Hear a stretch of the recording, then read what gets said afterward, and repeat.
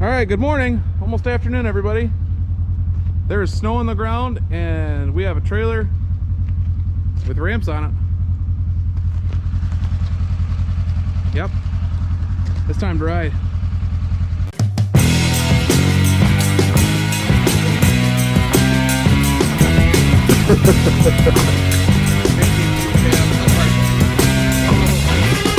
Oh, it is yet?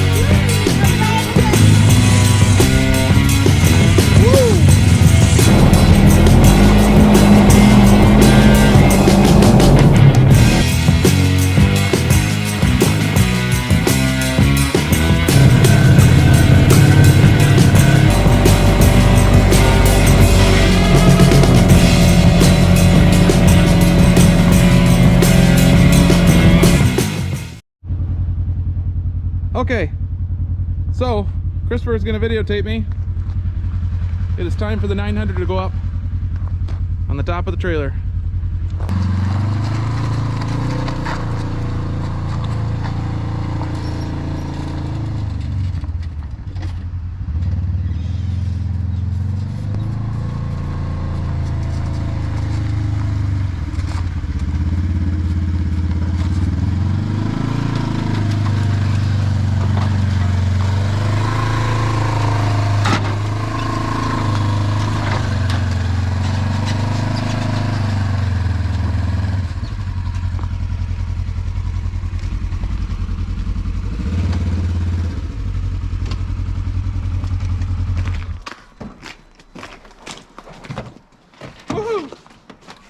All right, we're gonna strap this one down and we'll put the next one on. All right, sorry if I'm yelling. First machine is up and secured, ramps are tied down. Christopher slid down the snow hill again. We are getting ready to check the air pressure in the turbo and get her thrown up here. All right, we made it here. Got her unloaded. I'm putting the ramps away right now. Kids are not happy. One of us has a windshield and one doesn't. And it's snowing pretty good. All I've seen is snowmobiles rolling so far. So I guess we'll see how the trails are. Snow in the face.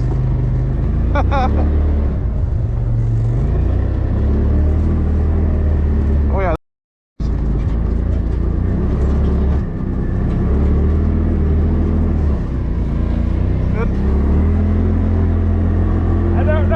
Oh, I can't see either. Oh, no, this sucks. Oh, major sucks. I hope you can see where you're going. Not really.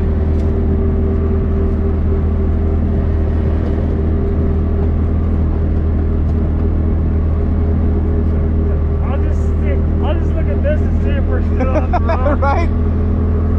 It appears we are on a path still. Okay, if I use this as a half-ass windshield, I can kind of see over it. Yeah, there we go.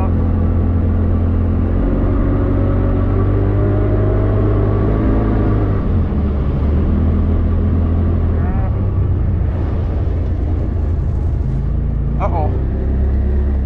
So, Snowmobile, up on the road.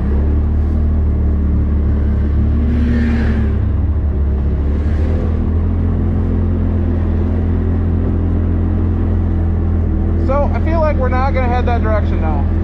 This is a big loop. What's a big loop? The trail we're on right now. Or are we going the wrong way? No. No. We're not? I don't think so. Awesome.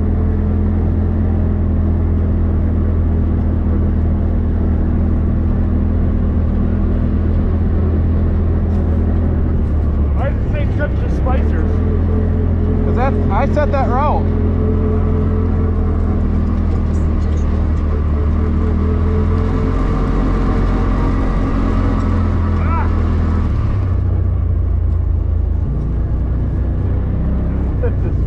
This current running. Oh.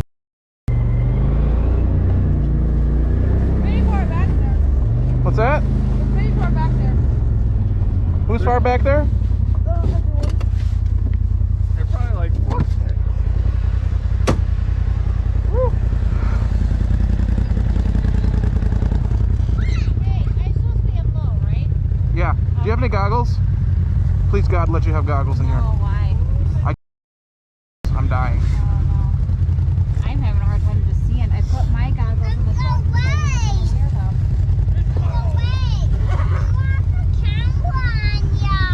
I do have a camera on me. I know my face is freezing. Oh. Oh yeah. I guess I am happy then that I have. What about helmets that went on the floor? Do you have any extra goggles? Yeah. Classic stupid move, right? All right. We won't be going too fast then.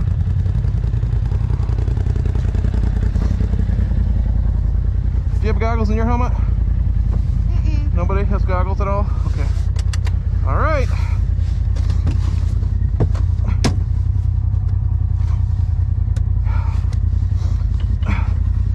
Let's rock and or roll. I prefer the first. Let's not roll. Should I be in low? I guess. I will not be in low because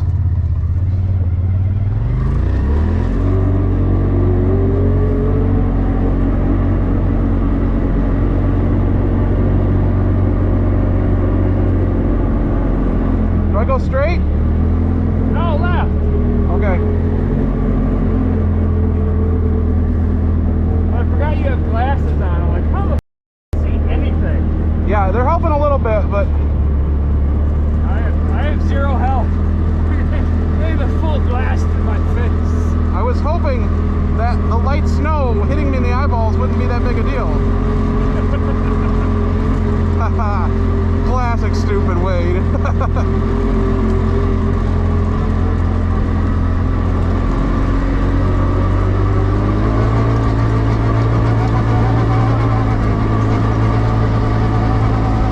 Warp speed! Oh, down we go. I'm glad you brought this. I cannot. I don't be able to see. Oh.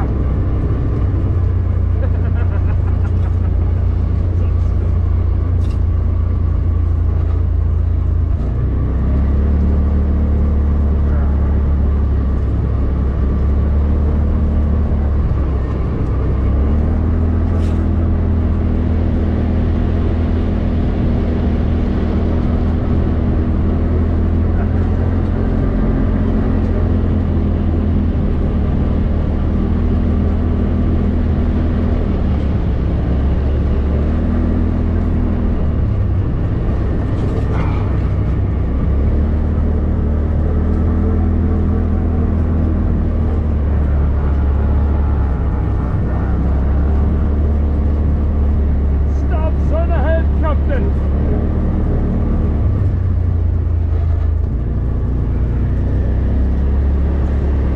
I'm assuming you knew you already turned right.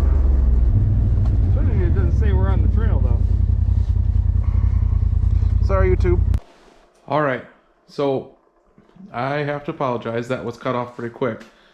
But as you can tell from what I didn't cut out, we were having a rough time.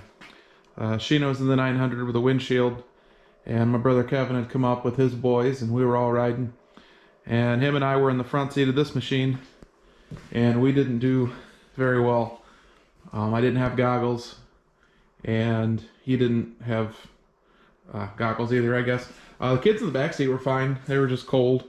We probably picked a bad day, but with timing and the way our schedules work, that was the only day we had here. So it is what it is, I guess. We still had a good time, I guess. I did end up, by the end of it, I ended up looking like a Disney character. So you can see why the video got cut short. It was still a good time. So I guess I wanted to take a little bit of time here and kind of do a little walk around to the new machine and talk about our future plans. You can see I got a rim. That's our spare rim, or our rim for our spare tire for the trailer. I'm kind of working on that as we go. Still working on that update video. It's just stupid cold out, and we're trying to do parts of it when we can, and you know, we'll get there. It's usable, as you can see. You know, we had both machines strapped down on it. It's usable and working and everything. I want to finish that cabinet before I really start showing it off. So, back to the machine. First impressions, awesome. You know, coming from a 900 to a turbo, you know, worlds of difference, almost 100 more horsepower. I will tell you though, we put 40 miles on, and you know, it was on the trails in the woods, and I could honestly say I think I spooled turbo twice. So definitely did not even tap into all the power that we have to work with. Again, I know there's more powerful machines. It's only 168 horse, and you can tune them and you can do better, but that's not in the plans at the moment. We're going to work on some other stuff. So the inside for me is pretty much the same as the 900. There was a little bit more room. We were still shoulder to shoulder. Now my brother's a little bit smaller than I am, and you know, she did end up riding with me towards the end, and he took the 900. We were still shoulder to shoulder, but you could tell there was a little bit more room. The dash is set up different than the 900. Again, I can only compare to what I have, so the dash is set up a little different, but I got no complaints. I love the idea that this cluster is in front of the steering wheel now. Looking back, I don't know how much more of a difference it makes, but it seems pretty cool. This does have a trip odometer, I guess, just like the 900. This has 2, and it took a minute to figure out how to do that, and I don't think I could even tell you how I did it, but I figured it out. So we went about 40-ish miles, give or take, in the snow. The tires still have their little tabs or whatever you want to call them on there. So we haven't really even worked this machine at all. I did burn a half a tank, and that was kind of interesting. I didn't expect it to go down that much, and the 900 I don't think even went down a bar. I guess I'd have to check. I didn't drive it too much afterwards. But yeah, initial impressions are pretty cool. Christopher and I were looking at these orange inserts, because this doesn't come with the lit up fang lights, and we're kind of undecided. If we end up putting a big winch bumper on the front, I'm just going to leave them. If not, we're going to put them on there. We're going to put the actual plug-in lights, just for the extra light, but we'll see. So on to upgrades. I'm going to start, let's start the top and work our way down. The cage for now is going to stay. I've got big plans with the cage. I'm still looking around trying to figure out who would be the best route to go with, and honestly, everything I'm looking at is over $2,000 for a machine this size. So that's going to get pushed back a little bit. I don't plan on being stupid crazy with it quite yet. So, and the factory cage on the 900 has been just fine since we haven't rolled it. And so I'll just make sure to do my best not to do the same on this one. And since we're going to leave the cage for a minute, I'm kind of in the air on the roof. I don't really know. We'll have to wait and see. I am going to probably do a windshield. Probably just get one of the cheaper ones like I put on the 900, just that $150 one that gets all scratched up the first time you use it. Just to have something in case we do go for another winter ride. And I won't be, you know, an icicle. We're going to do doors. I guess I'm not giving you a whole lot of information. I don't know if I'm going to do the lower inserts or if we're going to do the whole skin door. That's going to kind of depend on how much we ride later in the winter here. If I wait a little bit longer, I might just do the whole metal door. We'll see. We'll see. But I do plan on doing doors, obviously. Harnesses are going to happen, but that's going to kind of run along the same timing as the cage. You know, the seatbelt harnesses have been, or the seat belts in the 900 have been just fine. You know, I don't plan on doing nothing any crazier than I've ever done, so once we get to that point, we'll do the cage and the harnesses at the same time. As far as tuning, I guess we're kind of back to the engine here. There's a lot of horsepower you can throw in these machines really quick. That is going to wait because of the next thing I'm going to talk to you about is the transmission. HD Extreme Transmissions, I guess they're based out of Alabama, will re-gear these transmissions for us. Now, I've tossed around the idea of doing it myself, but there's some pinion lash things and different stuff that they do that it's just over my head as far as, mechanic stuff. So I'd rather ship it down to them and have them do it. I got an email out to them. We're going to find out what they're going to do and what's going to cost, and whether it's even going to be worth it, or maybe we'll just skip it. But the plan is, that I have in my head right now, we're going to gear this transmission down to pretty close, if not a little bit lower than a high lifter. Why would you want to do that? Well, we want to do that because we rock crawl. It's fun to go fast, but I'd rather not burn up belts because I can't slow my wheels down enough to get the power and have my wheels go slow enough to crawl over rocks versus, having to spool it up and spin tires on rocks. And I've seen turbos with that same kind of issue when we ride, and that's why that 900's been such an awesome machine, because it's geared just right for the most part, and you're not spinning tires all the time. You're just climbing. So that's my plan right now. We're going to gear it down. I think it's like a 57% reduction in low, and then it'll be like a 26 in high if I've done my research correctly. I'm sure I'm pretty close, or maybe I'm way off, I'm not sure. But that's the plan for that. Obviously that's going to cause driveline issues, but we'll deal with those when they come, because my thoughts are this is going to sit on 33s or 34-inch tires. Exactly the tires I'm thinking about, or I guess I haven't really figured out exactly which tires I want to go with. There's so many options out there. We're going to do some more research before we get to that, but that's going to be later this summer, maybe even in the fall. We'll see. I got to spend some time and burn these up. They will be sitting on beadlocks. Again, I'm just kind of trying to decide which ones I want. Look at that. I still got this factory, or this showroom tag on there. I got the one off the other side, but yeah, we'll get to it. It's only got 40 miles on it. Give me a break. Skid plate, rock sliders, that's all standard stuff. I am looking into the high clearance radius rods.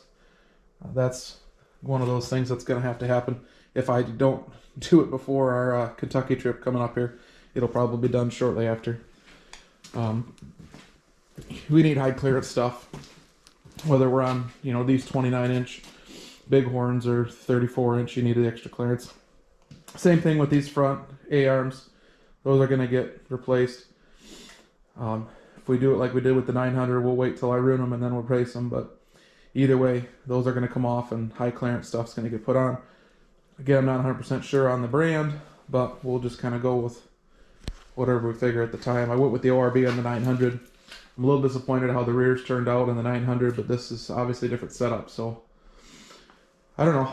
When we do the install video, you'll find out what we're doing. We are putting a winch on it, obviously. I'm pretty sold on the Axon, the Warren Axon winches, so that's going to happen. Now, whether or not it goes under the machine or goes up on a winch bumper, I'm kind of up in the air about. I don't think it's going to happen before our Kentucky trip again, so we might have to take her easy and not go too crazy when we get up climbing in the Black Mountain. But it's going to happen one way or the other. I just haven't 100% decided what I want to do, because I kind of want to make this into like a rock bouncer, and with 34-inch tires and a transmission reduction, these tires are going to stick out. One of the last things I'm going to talk about is our springs. Now, everybody that knows or spent a lot of time around these machines knows that these tender springs, I guess you call them, are just smushed right down. A dealership said, well, it's because when the machine's in the air, Polaris wants you to have that rebound when you hit the ground. It's just going to come down and smash down. Anyways, I'm not sure what it's helping there. Then the shock therapy talked about, on one of their videos, talked about how it's so they can pass the federal rollover test. so they can legally sell these machines. For whatever reason, this could be a lot better. And I guess I'm giving you way future plans here, but I did mention shock therapy, and that is my plan. We'll see how the valving and stuff lasts through the summer. I'm sure it'll be all right, and I think I'm just going to order the spring kit from them. It's less than $900, but it'll be all 4 corners, and we'll be able to tailor the spring to our, I guess, specific needs. You know, I'm not a little guy, and I'm going to have a little bit different front driver's side spring than, let's say, you know, somebody who primarily drives and is, you know, 150 pounds. So that's the cool thing about shock therapy from everything I've seen and listened about and heard about and all that good stuff. Nothing but good things coming from them. So again, that's not something we're going to do right away because, well, I got a lot of other projects going too. So we'll run it the way it is for this summer. You know, it's miles ahead of the 900. Sorry, honey. So I'm just going to appreciate that, and then we'll kind of go up from there. One thing I was bummed about, and I guess not super bummed, but was kind of an oh darn moment, is under here, there's no room for a trunk. Now, if you've watched my videos, you know on the 900 I've actually taken everything out of that trunk that I had, and it's kind of just empty and useless, so realistically I shouldn't complain. But it shocked me, and then I just kind of got over it. But just if you've never looked under the hood of one of these, that's gonna be something you notice. And one of the last things that we're gonna do, and again, so much of this depends on how the other stuff goes, but 34-inch tires are probably gonna be a little bit too much for this. The A-arms that I'm looking at are gonna be like 1.5 inch offset. I mean, everybody makes them. Super ATV makes them. ORB makes them.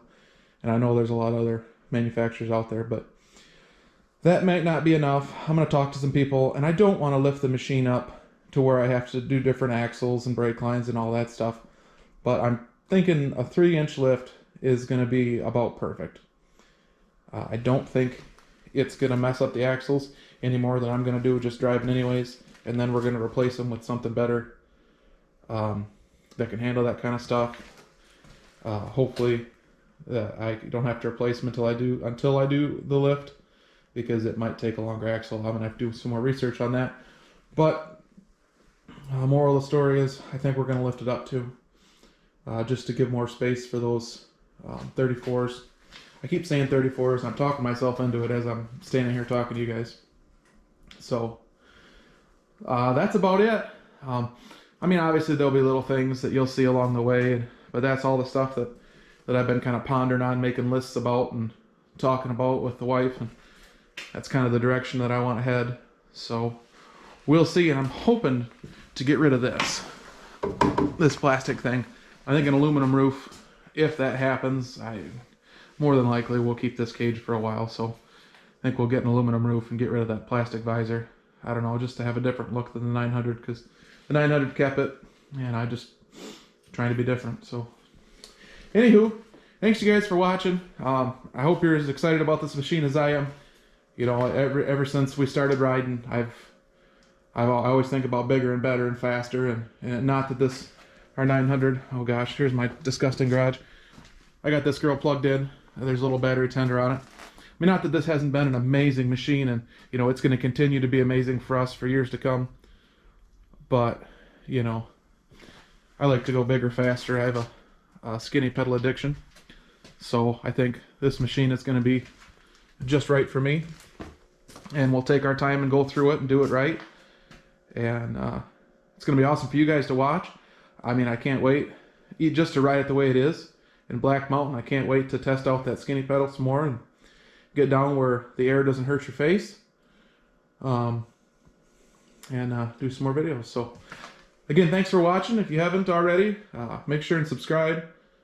This is just the beginning of this machine, and you know, you're going to see a lot more from both machines now. And now that we can take the whole family no matter what we're doing, we're hoping to get on some more rides, some closer to home. I'm hoping to head up to Drummond Island this August. So anybody out there who wants to go to Drummond Island in August, let me know. We can set something up. So yeah, thanks for watching, and we'll see you in the next video.